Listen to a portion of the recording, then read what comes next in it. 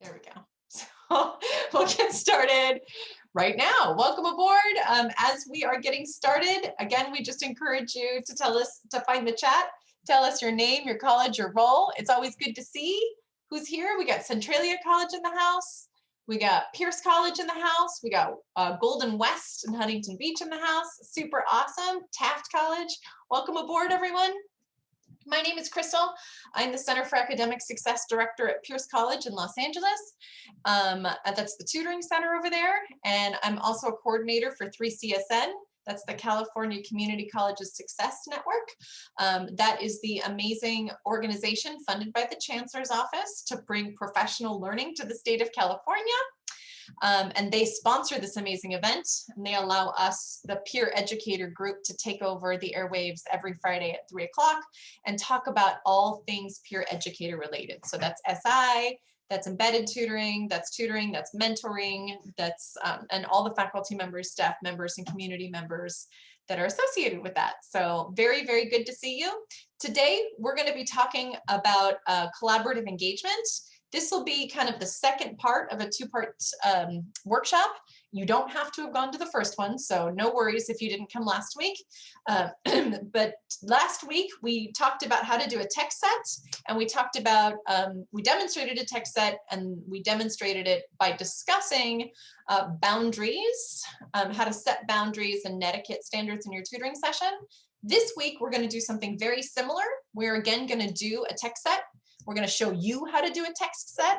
And this week, that text set is going to focus on how we engage people meaningfully and collaboratively in an online environment, right?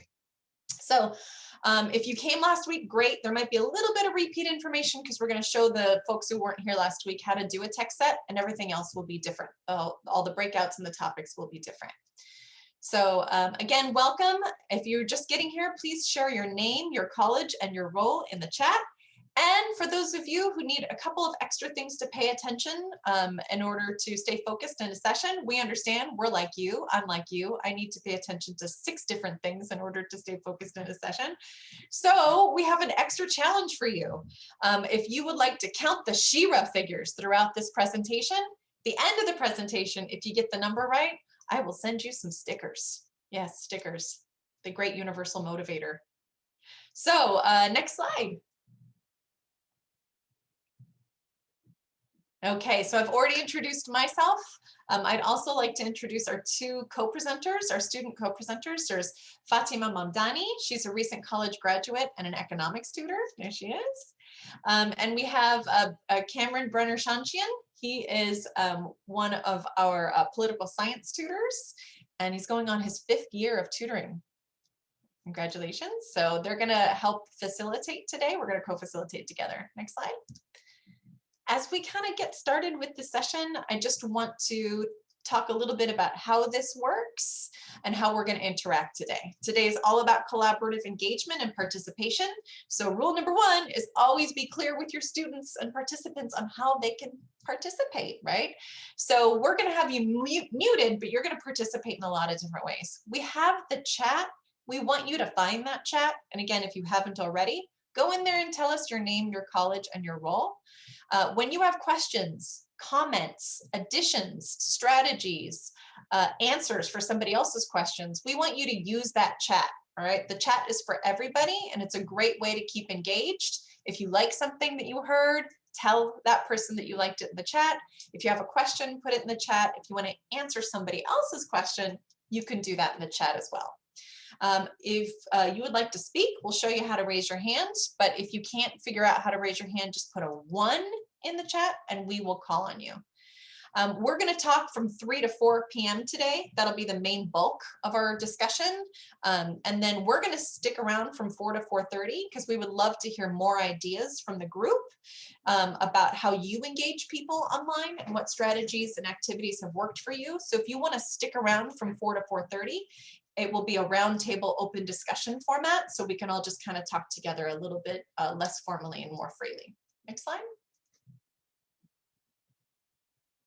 So if you find the reactions button at the bottom of your screen, that's going to be an important one.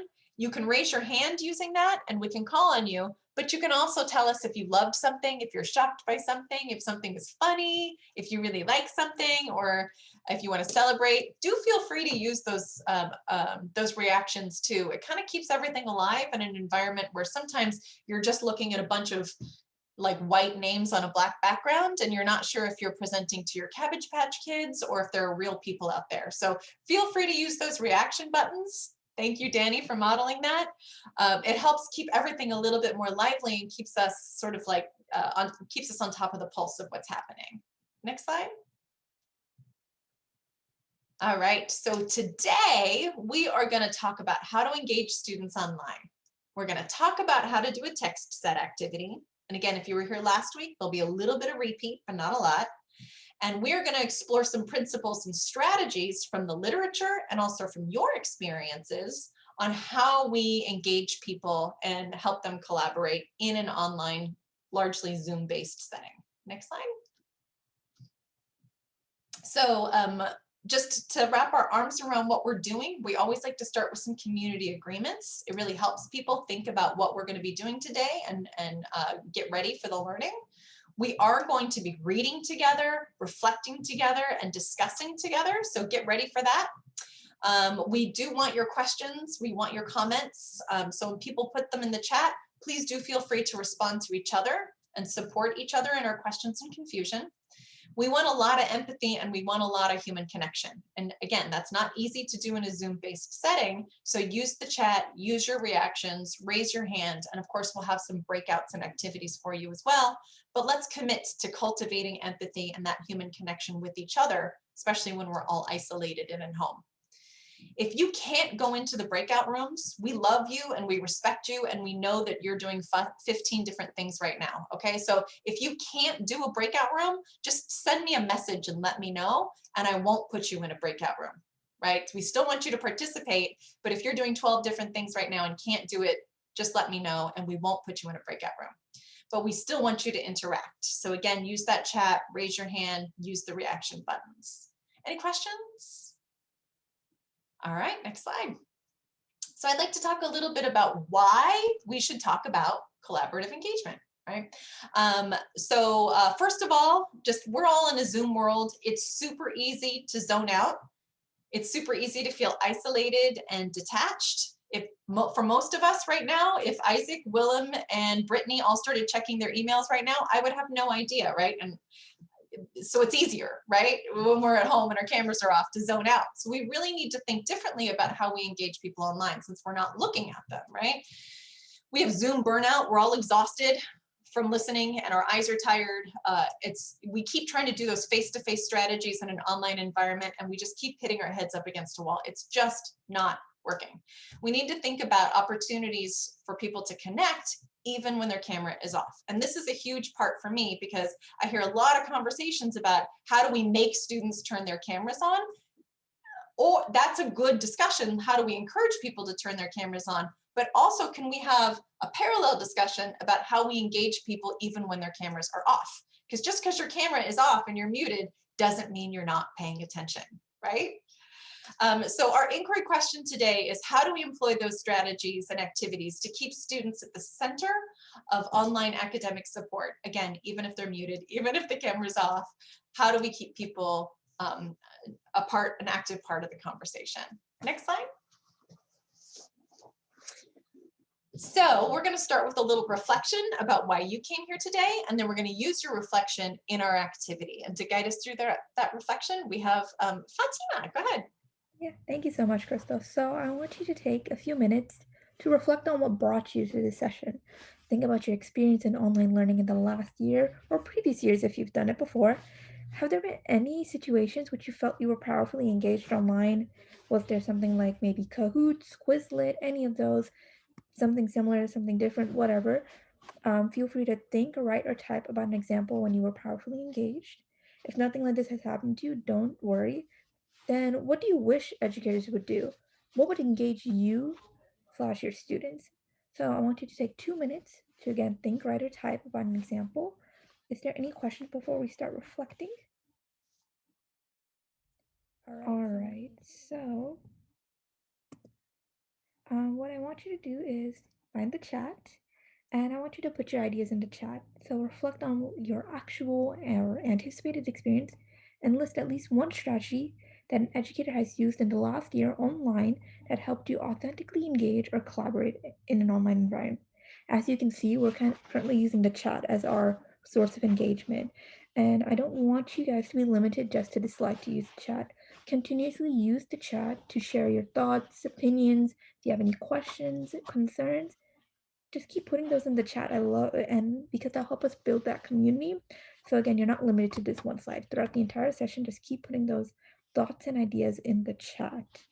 So I'm actually gonna open the chat right now. I would love to see what strategies you're coming up with. So I see Kahoot, which is very common. I've seen a lot of people use Kahoots. Very good way that people use it as a warm up, to review for exams. So Kahoots is a very good way. I see a lot of people doing group work, which is really good. You'll see we also love using group work as well. We feel like a lot of people feel very comfortable sharing with the group, and then when we do large group and discussions, they feel more comfortable sharing in a large group as well because their thoughts are kind of like people are supporting their thoughts and they can build on those thoughts within the group.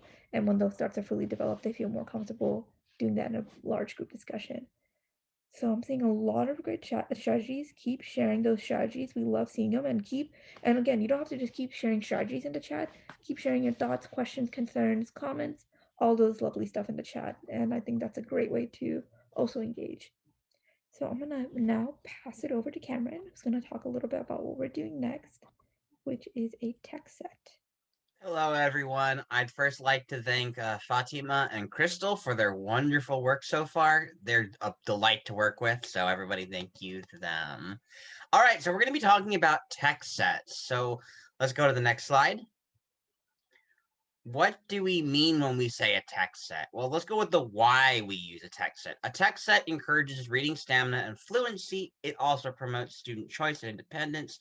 And lastly, it's student-generated learning, and it's guided by the educator. So the why is because text set is student focused. It's not us sitting here telling them something. It's them making active choices and participating and being involved and making decisions, which means they have a level of coherency, a little bit of control, which means they're more likely to engage with the material because they feel like they have a choice. They're not just being talked at. Now, how do we use a text set? Well, first we have to choose a text. So we go through, we find texts that are relevant. Then we let students choose one of the texts to read. This is where the student choice comes in. Then we need to pair them up into groups. So this is where you pair them up into groups of 2 and 3, and they discuss what they were reading, what they thought was interesting. And then lastly, they come back after the group work and they share out. So this is where they share things that they may have learned or the common concepts that were interesting. So going back to the statements before, that on the left-hand side, these are things that are for student. These are student outcomes from text sets. It chooses a choice and entry point for them. They can practice stamina. It's a good practice for reading and stamina. They also get to share their knowledge and vocabulary with each other, which is really good for learning. Sharing is really key in an online environment because it makes us feel less like I'm talking to a computer screen that nobody's there or a bunch of robots that I don't have no knowledge of. Yeah, I felt that way sometimes when I'm on Zoom, like robots. Also, it puts the student first. They are the center of learning, not us. They are the one who are the locus of control when it comes to what's happening. So they are the ones in charge, and that gives them empowerment, which makes them feel more like they have a say in their education process. Now, when we're talking about text sets, there are two distinct types of text sets. There are vertical text sets and horizontal text sets. A vertical text set are different levels of difficulty. So we're talking about collaboration. Maybe I'll have an article from an academic journal, a website, a news article. These are different levels. They're the same topic. They're the same concept, but there's different reading challenges when coming into this. So allowing the students to be able to choose their difficulty allows them to interact more. Now, the next type of text set is a horizontal text set. It's different perspectives on the topic. So we're talking about collaboration. One might be talking about, say, how to collaborate with the screen off, how to collaborate via chat, how to collaborate via Zoom or some other method. And so they're all about, in a way, collaboration, but they're not the same topic. They're different perspectives. They're the same topic, but different perspectives on the topic.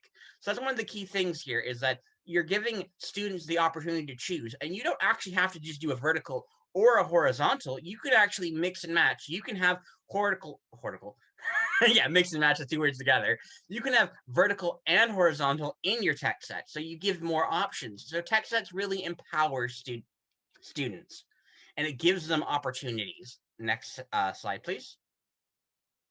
So when we're doing tech sets, as we said, horizontal or vertical, there are these 4 key steps to doing a tech set. The first one is selecting a tech set. So you, as the educator, need to go out there and find texts that are relevant and useful to the topic. So that means if we're talking about collaborative engagement, it means Crystal, Fatima, and I have to go out and read a bunch of texts that we think are relevant, find ones that we think are most useful, then go through them, go through a selection process, and then present them to you. So that's something that we and you as an educator are going to do. Now, the next thing is engaging a schema. This is when we're talking about metacognition, thinking about thinking. And this is really key as we engage those metacognitive skills in students. So how do we do that? Well, you can use a Mentimeter, a Zoom poll, or share in the chat. There are other options. You don't have to choose one of these 3. It's not like, oh no, if I don't choose one, I'm not engaging schema correctly. No, you find whatever works best for your group, and then you use that so they start thinking. So you're asking them a question to think about it before they start the readings.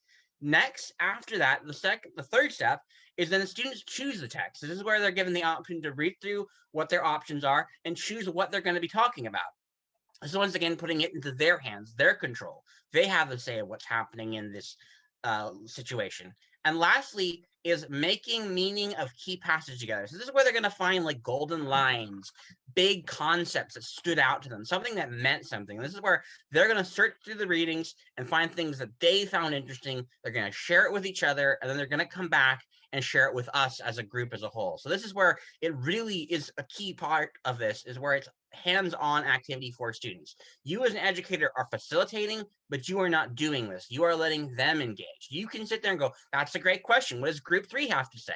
This is all about allowing the student to be involved, the student to be engaged, the student to have control over their education process. All right, everybody, we're going to be doing what I've been talking about. You are all going to be choosing from a set of texts, and you're going to be reading them. And before you're going to select them, then you're going to read them and discuss them. So we're going to try this. So I'm going to put a link in the chat to the text sets. So give me 1 second. I'm about to put that in the chat. And if you're having issues, we can email you the text so you can read them. So if you can't access this link, please message me, message Crystal. Let us know. Let us know if you're having an issue. We honestly want to help you and make sure you can do this. Now I'm going to pass this off to Fatima, and thank you, Crystal and Fatima. Thank you. So once Cameron puts that link in the chat, I want you to go ahead and click on it, and it should open to a folder with 4 articles. And I want you to pick one article from that set.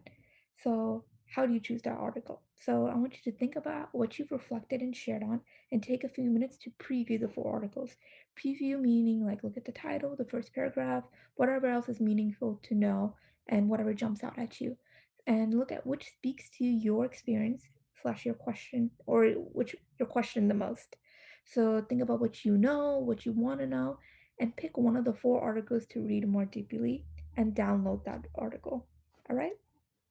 After you download that article, oh wait, so I'm gonna actually give you 2 minutes to do that right now. So go ahead, preview those 4 articles, choose one to download. I know it's very difficult, but I want you to choose one to download. So the 4 articles are actually going to be about, one of them is talking about breakout rooms, as well as uh, the chat. Sorry, drawing a blank here. Another one is about connecting engagement to equity. Another one is about engagement with the camera off. And the 4th one is going to be about building a Zoom community. So I want you to go ahead, take 2 minutes, preview those articles, and choose one. Okay, so it has been 2 minutes. I think you should be You should be confident in your choice of what you want to read. So go ahead and download that article you picked, and you're going to read it more deeply. So while you're reading, I want you to choose a golden line. So a golden line is something that's either confusing, something that resonates with you, something that pops out, or something that you disagree with. Now, before we start reading, there are some agreements that we have while reading. If the PowerPoint decides to move forward, I will tell you about those agreements. Okay. Since the PowerPoint is not moving forward, I'll just tell you from my brain. So it's okay if you shut off your camera. It's okay if you don't finish. It's okay if you don't start from the beginning, start from anywhere in the document you want. It's okay if you hate the article or disagree with them. And your only task is to find something in the article to talk about in your breakout sessions. And this is also your fair warning. So we will do a discussion group next. So if you would like to be excused from the breakout room, just go ahead and message us. We want you to be in the breakout rooms, of course, but we want to make sure those breakout rooms are engaged. And if you can't be there because you're doing 15 different things, just let me know in the chat and I will remove you from the breakout rooms. Okay, any questions? I think Oh, thank you, Jan. I think there's a lot of opportunities for us to engage more authentically and get more people engaged in an online setting than there was in a face-to-face setting, but we do need to be mindful of the strategies that we're using to do that. So thank you. I'm still would love to see some hands if anybody wants to share out. But while we're waiting for somebody to raise their hand and share out, Fatima also had a question about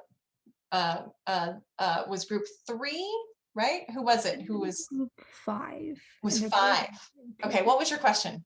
Yeah, so I really like that golden line. So recording breakout rooms to encourage participation, but my question was more like, wouldn't that make a lot of students more hesitant to speak freely because it's like, oh, this is being recorded, I have to watch my words, and kind of make them a little bit more uncomfortable and also pressured to make sure they say the right thing instead of like be able to fully express themselves. I would love for someone who to either like speak a little about that, if they wrote that down or were in that group or have any, it doesn't even have to be this group. And if anyone has any ideas about that, I would love to hear your thoughts behind that.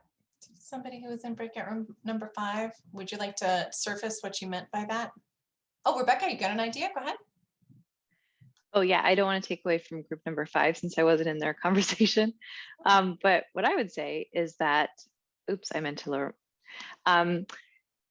There are other ways to record what goes on in a breakout room without having to record using the record feature in Zoom.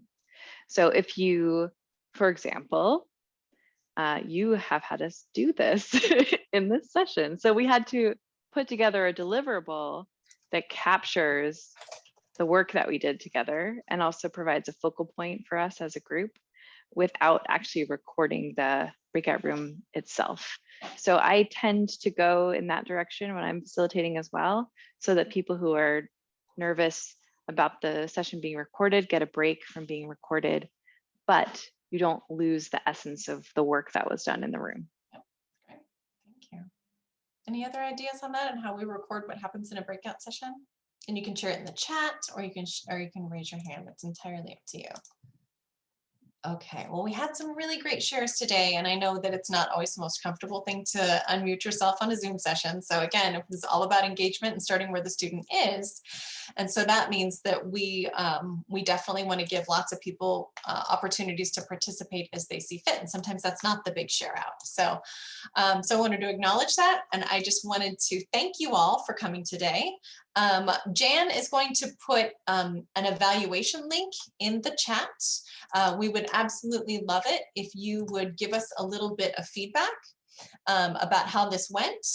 Also, if you remembered to count how many Shira characters there are, go ahead and tell us in the chat how many Shira characters you counted.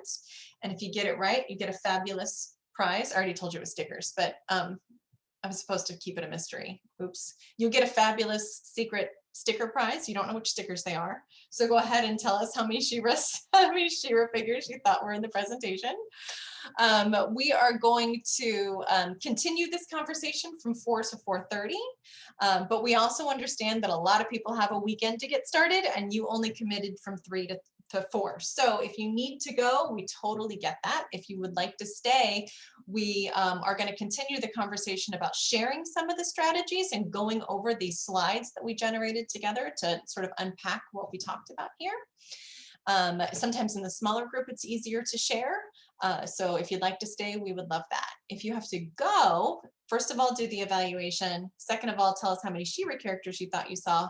And third of all, next week, we have our next workshop in this series. This is a 6-workshop series and we're down 4, so we've got 2 more to go.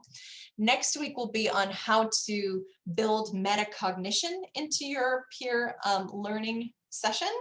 So do come back next week from 3 to 4 and we'll talk about how to do KWL charts and what metacognition is and how to facilitate that as a fundamental part of your sessions.